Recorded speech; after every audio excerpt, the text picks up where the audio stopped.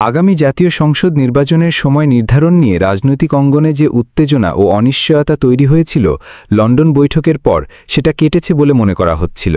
কিন্তু 2 সপ্তাহ যেতে না যেতেই নতুন করে নির্বাচন কেন্দ্রিক সংশয় তৈরি হয়েছে বিএনপিতে। বিশেষ করে ভোটের বিষয়ে সরকারের দিক থেকে এখন পর্যন্ত নির্বাচন কমিশনকে স্পষ্ট কোনো বার্তা না দেওয়ায় এ নিয়ে জল্পনা-কল্পনা বাড়ছে। বিএনপির সংশ্লিষ্ট সূত্রগুলো বলছে লন্ডন বৈঠকের কোনো প্রতিফলন নির্বাচনের কমিশনের কার্যক্রমে তারা দেখছেন না। পাশাপাশি জাতীয় নির্বাচনের আগে স্থানীয় সরকার নির্বাচনের দাবি ও সংখ্যানুপাতিক পদ্ধতিতে পিআর নির্বাচন সহ কিছু বিষয় নতুন করে সামনে আনার চেষ্টা হচ্ছে। এটাকে জাতীয় নির্বাচন বিলম্বিত করার উপাদান বলে মনে করছে বিএনপি। গত বৃহস্পতিবার বিকেলে অন্তর্বর্তী সরকারের প্রধান উপদেষ্টা অধ্যাপক মোহাম্মদ ইউনুসের সঙ্গে সাক্ষাৎ করেন প্রধান নির্বাচন কমিশনার এএমএম নাসির উদ্দিন।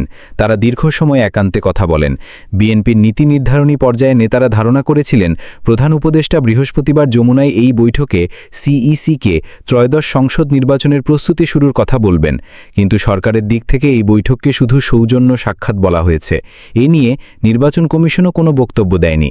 ফলে বিএনপি মনে করছে প্রধান উপদেষ্টা নির্বাচনের বিষয়ে সিইসিকে স্পষ্ট কোনো বার্তা দেননি, যার ফলে প্রধান উপদেষ্টা ও সিইসির সাক্ষাতে কি আলাপ হয়েছে তা পরিষ্কার করার আহ্বান জানায় বিএনপি।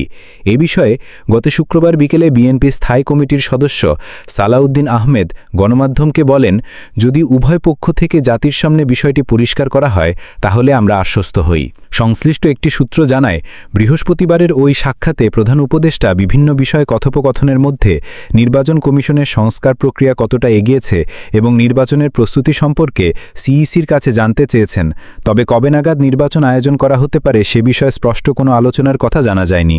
13 জুন লন্ডনে প্রধান উপদেষ্টা অধ্যাপক ইউনুসের সঙ্গে বিএনপির ভারপ্রাপ্ত চেয়ারম্যান তারেক রহমানের বৈঠক হয়।